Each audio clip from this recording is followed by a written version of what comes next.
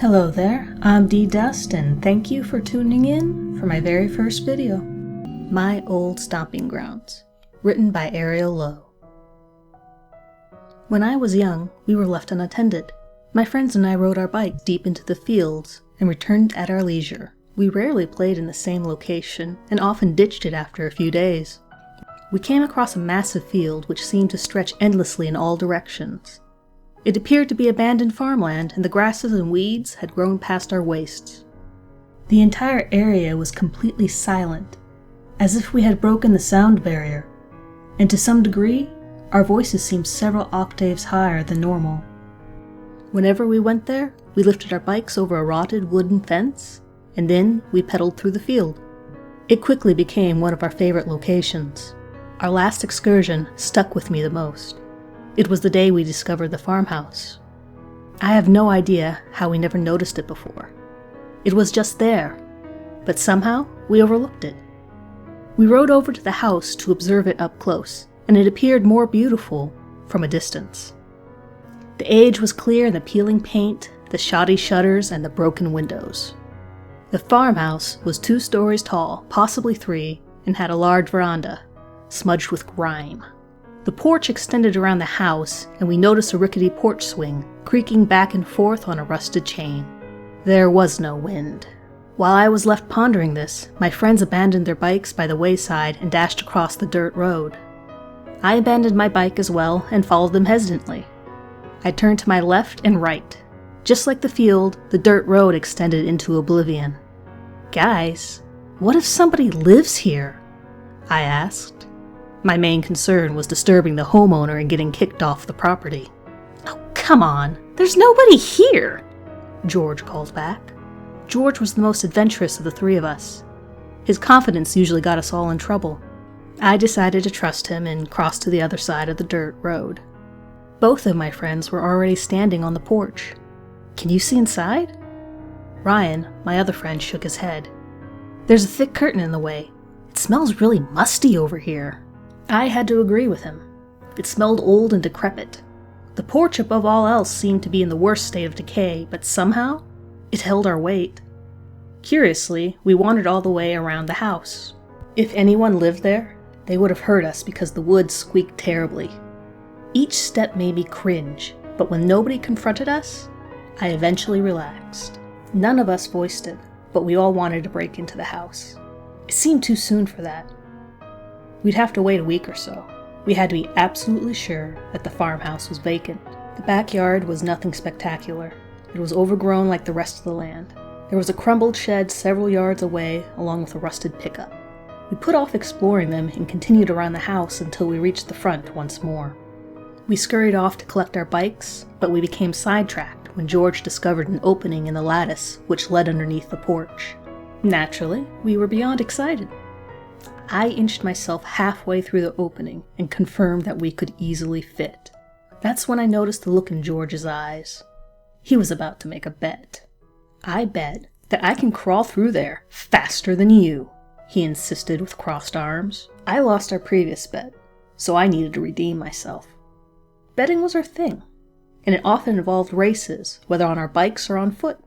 Because of this, Ryan always kept a stopwatch handy. Fine. I didn't bother creating ultimatums. Nothing scared us. "I'll go first," I offered. I wanted the lay of the land, so George couldn't rig anything.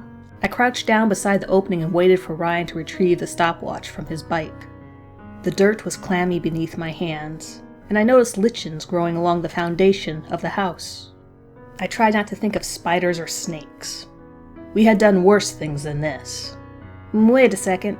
I want my eyes to adjust," I told my friends. I didn't want to risk bumping my head against anything. "Are you ready?"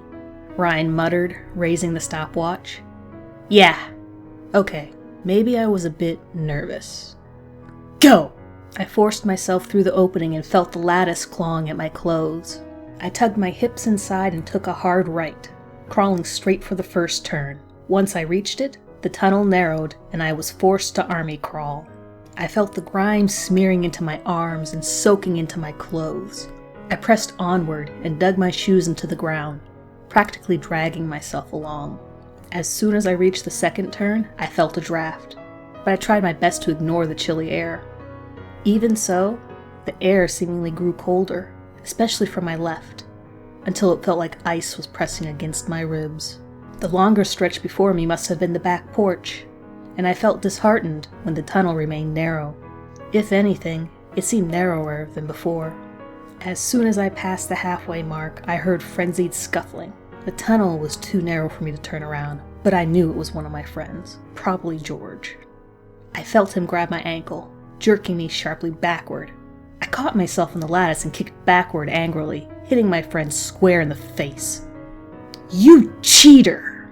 I screamed. I army crawled faster than ever before. My friend was persistent, though, and I heard him right behind me. I blocked everything out and dug my arms mercilessly into the ground, clawing myself through the tunnel until I burst out of the opening. I was breathing heavily and covered head to foot with nasty red clay. "What the hell is the matter with you?" I screamed at Ryan. Ryan was standing there timidly, and of course, George was nowhere to be seen. They were both cheaters.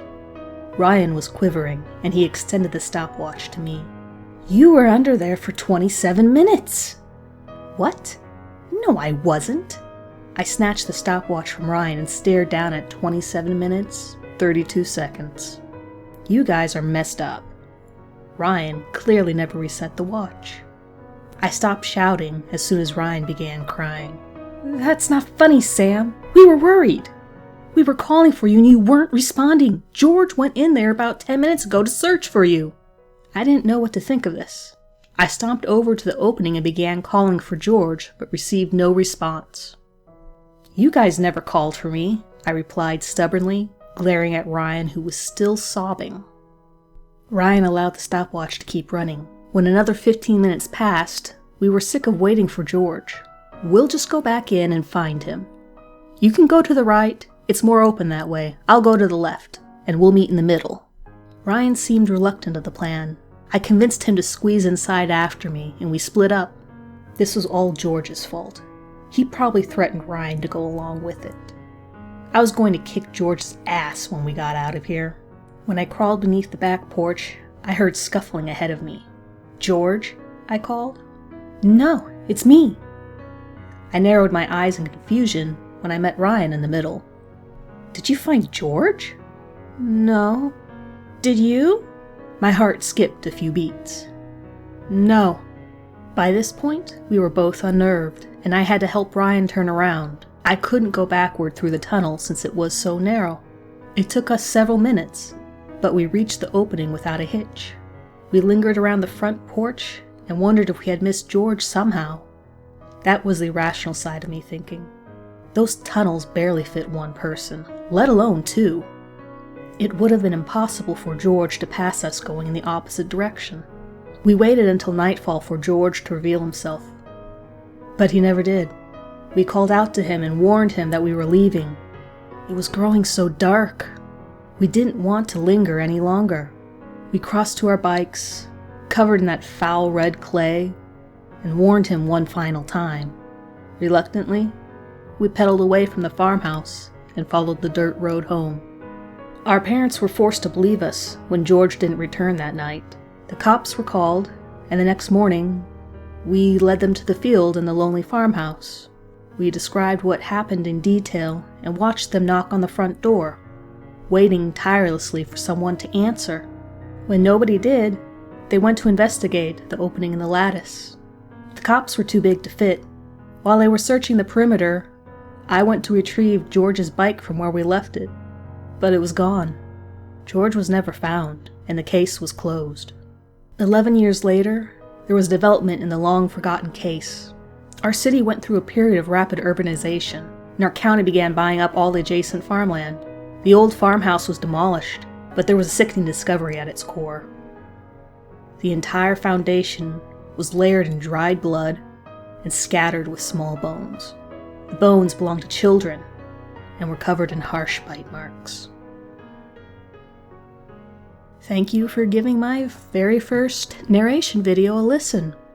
If you like this story, I encourage you to check out Ariel Lowe on her Tumblr site in the link I will provide below. Have a good night, everyone.